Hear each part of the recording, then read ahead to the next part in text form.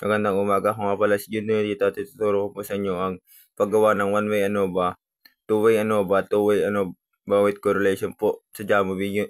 At mag-uumpisa na po tayo. Nakita nyo rin po ang aking nagawang table sa drafted hypothesis ko at may resulta po ito. At ipapakita ko po sa inyo ang tamang paggawa nito.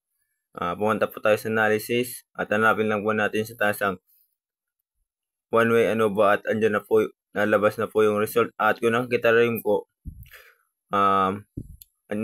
andyan na po yung naging result sa aking drafted hypothesis po. Ang ginamit ko po dyan yung sa aking drafted hypothesis, ang olive, canola, at vegetable po. Dahil po yun po ang ginamit ko sa aking nagawang scenario na cookery po ang ginamit ko po. Kaya yan po ang naging result ko po sa Jamovi. Pasensyahan niyo po ang aking ginamit po dahil po screen record lang po ito at wala naman po akong gamit para sa laptop po. Ngunit gagawin ko po yung best ko para maano ko po yung kaya maturuan. Yun lamang po at maraming salamat.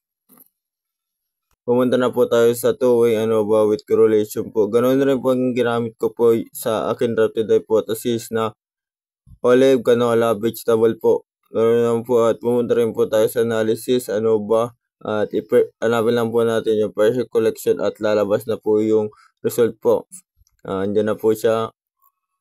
Ngunit mali-mali po ata ang nagawa ko dahil po sa sobrang hirap po nito gawin at hindi ito at kayo lang po ako nag-try nito, ngunit napag-aaralan naman po ito.